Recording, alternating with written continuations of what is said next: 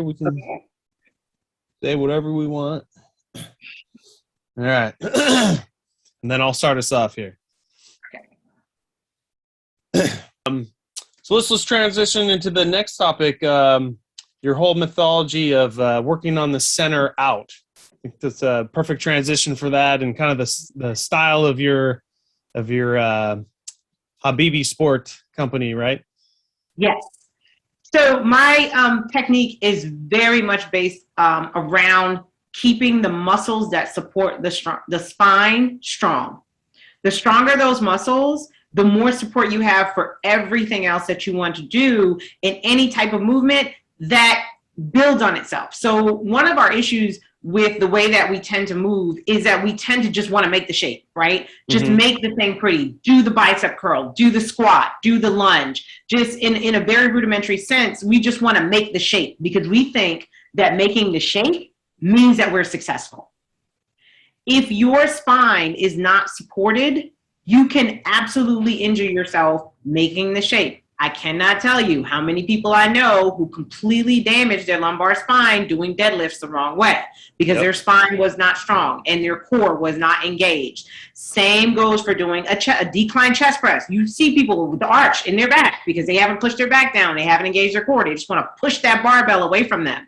In yoga, you see people hurl themselves into back bends or things that make them look very flexible or very fluid without ever minding those muscles that support that movement. They just want to do the movement. How do I get my leg over my head? How do I, bend back so far that it looks like I'm bending forward, but I'm going backwards? Those kinds of things. How do I pull my foot up behind my head without ever considering what the core is doing and why it should be supported and why it should be cultivated. Those muscles and that engagement should be cultivated before you do anything else. Yeah. I think in most people's minds, they think, oh yeah, no, I know that, everything starts with the core, but they think, crunches, sit-ups and that's not everything. That's not what it is. The movement of all your vertebrae, everything needs to be warmed up. Spinal mobility. I start with spinal mobility. How mobile can we make your spine? We have a saying in yoga, healthy spine, healthy life,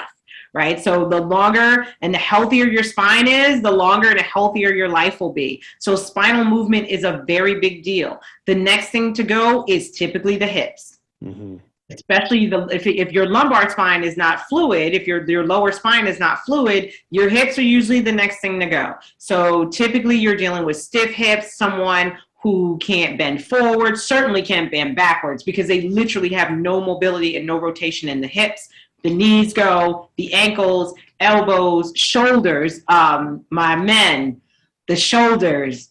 Their shoulders go so fast because how strong can I be? How heavy is this weight? I don't care. Let's make it heavier. Let's lift heavier. Let's do more. How many push-ups can I do on this concrete with poor form? So the low back and the shoulders just go like right away. So a lot of my male clients is constant rehabbing the shoulders and teaching them how to use the rest of their bodies instead of trying to just power through something, how to use your core and even sometimes your hamstrings in a push-up. You can do that. You can engage other large muscles in your body to keep you from blowing out your shoulders or blowing out your wrist because you're jamming your wrist down into the ground because all you care about is pushing your body up and away from the ground because you got to do 100 reps to impress your friends or whatever. Form tends to go out of the window when people are obsessed with making the shape or obsessed with hitting a rep goal. And besides form, it's the mind. Besides form, it's just the mind-body connection. Like you said, you can make the form look pretty, but as like a personal trainer, I can't still tell if they are actually engaging and they know how to feel what it feels like to engage certain muscles just by looking at their form. That you have to teach them how to connect that themselves.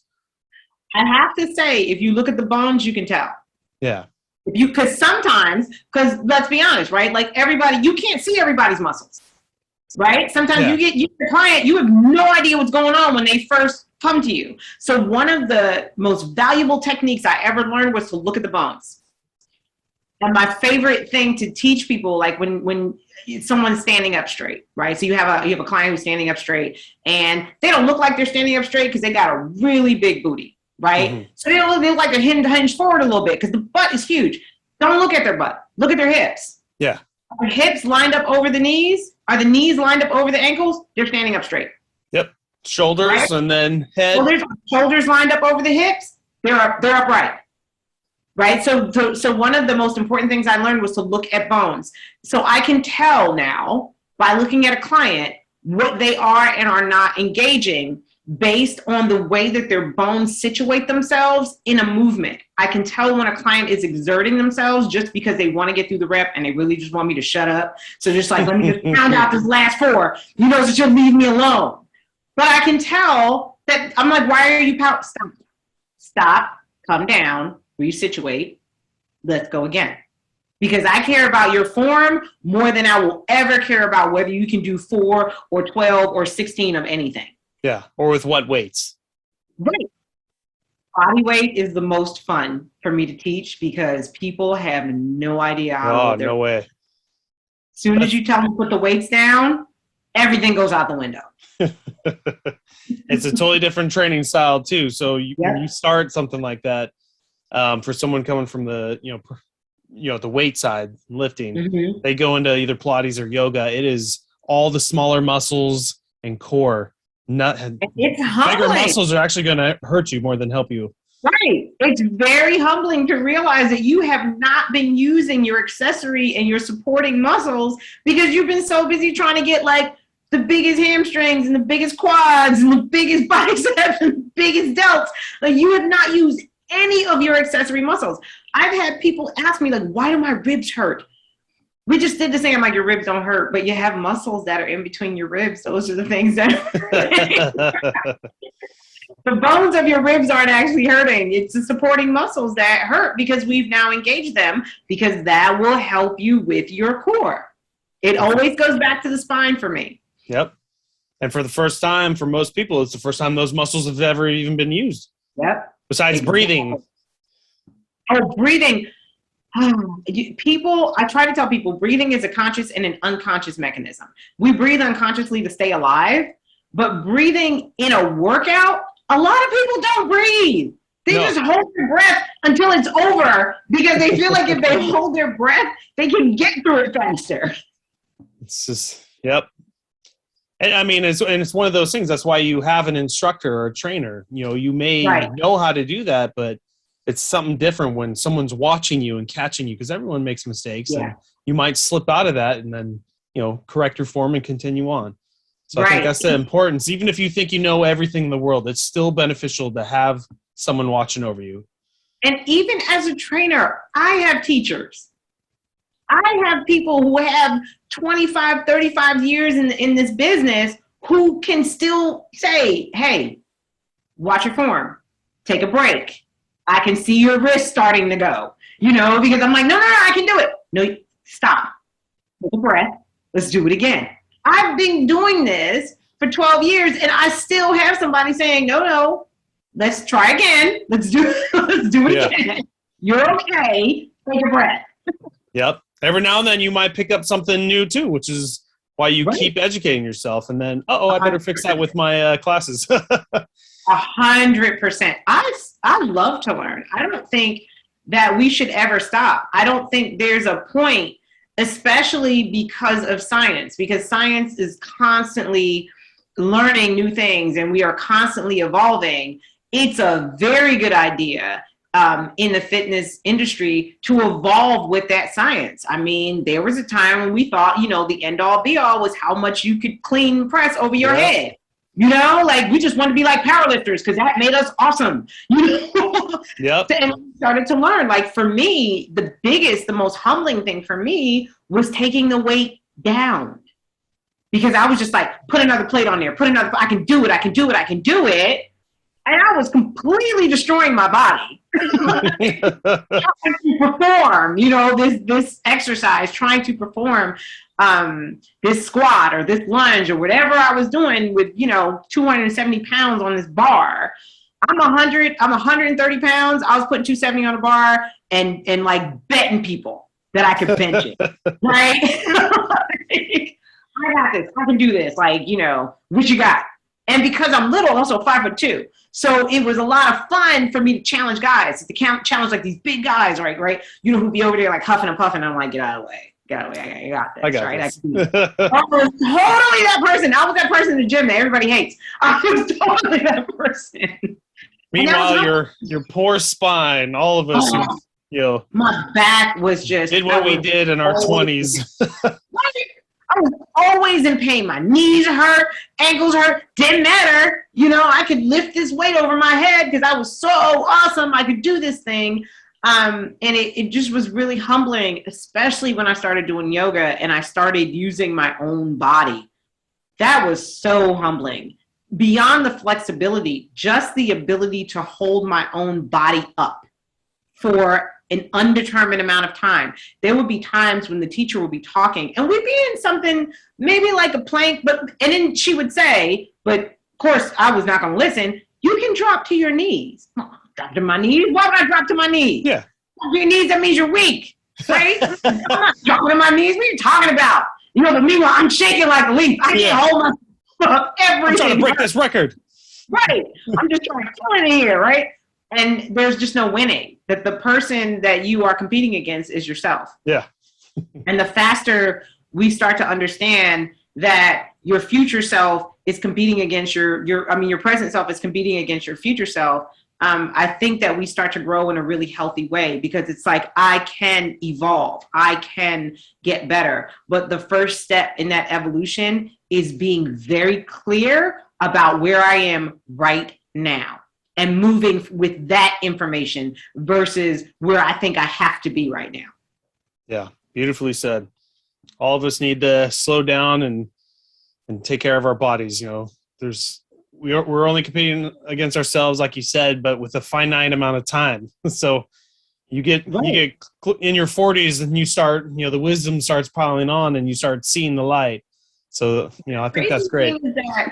I am stronger and more flexible and more capable now than I was when I was in my 20s. And I really attribute patience to that. I attribute really being humble and patient with what is happening to me right now. The biggest challenge, and this is such an ego thing, but the biggest challenge is teaching 20-year-olds.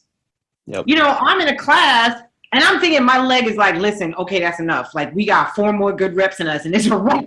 And the 20-year-old is just going. And I'm like, you're not 20. Like, let them do what they need to do. It doesn't matter because they die anyway in class, right? Yeah. But there is an ability that we take for granted when we're younger. And when you get older, you replace that ability with awareness. You become very aware of what is happening and how to proceed based on that information. Yep. And the one thing with 20-year-olds too, we were both 20. Would we have listened to anybody, when we were striving for what, that you just, aesthetic. As we're trying to coach and teach them, you kind of have to put yourself back in their shoes. Like, God, this is their best time for the most powerful peak bodies. And, it's only so much knowledge we can sprinkle on them. They'll actually, hold on to, but, we just do the best we can. And hopefully some of it, sinks in. I have found that the most challenging lessons for them actually don't have anything to do with fitness. They have everything to do with nutrition. Yeah. Trying to tell them that it is not a good idea to get drunk the night before you come train with me. Completely lost on them. Right over their head. They come in and I'm like, okay, let's get started. One is it is going to be a good detax, but yeah, you are going to pay for that. But they are struggling. And I'm like, you couldn't have done that 2 days ago. Like you had to wait till the day before to do that. Now you're just dead. Like you're dead in the water. You literally can't breathe. Like why? Don't you want to feel good? Yep, I hear it. Get the same. Oh, that's great. So Shahada, for our listeners who are resonating and want to try this out, what are the best methods to get a hold of you? Instagram, a website? You were just mentioning your email. Both the website and Instagram are a really easy way to get a hold of me because the messages are instant. I always tell people, if I don't respond to your DMs, it's either I'm not on Instagram at that particular moment or I'm asleep. And And that's Habibi Sport or Habibi Sport Yoga? The best Instagram, you can get a hold of me at habibibody.com. That's the website. The Instagram is Habibi Body Sport. And my personal Instagram is Shahada Karim. That is really the fastest way to get a hold of me. It's just my name, Shahada Karim. Hit me up in a DM. I will respond to you. I do consults. Like I said, you can ask me anything. I don't really, I don't believe in stupid questions. Like because sometimes people just don't know, and sometimes people are curious and they don't know where to start. So you can ask me whatever you need to ask me. Like I said, I work with a lot of bodies that are not traditionally able. So they can't automatically put themselves in poses or learn how to do things the way a normal able body with no injuries would know how to do. I work with people with shattered spines. I have a client that had shattered hips. She had to get her hips completely rebuilt. People who have knee replacements and hip replacements, and like I said, cancer survivors, like those, that's my base. So if that's something that you think, oh, I would really like to learn how to move my body without pain, I would like to feel better, please hit me up. If you want to drop 20 pounds, hit me up. Do it all. However, I meet you where you are. It really depends on what you need. I don't like to make guarantees and say, oh yeah, if you do this thing, this will happen. First, I got to see you. Yeah. I got to talk to you. First, we got to know what's in your kitchen. You know that story. I got to know what you're putting in your body and what you're doing with your body on a regular basis, and what you want to be putting in your body and what you want to be doing with your body moving forward. And that's how we build a plan. That's great. And then also, all my listeners know I'll put all your links in the podcast description. They can just click on it, and hit you up on all those forums. Perfect. But thank you, Shahada, for being on our show. I really appreciate it. Learned a lot, and can't wait to try one of these sessions out myself. So, yeah, please come on through. Well, thank you once again. Welcome. Thank you.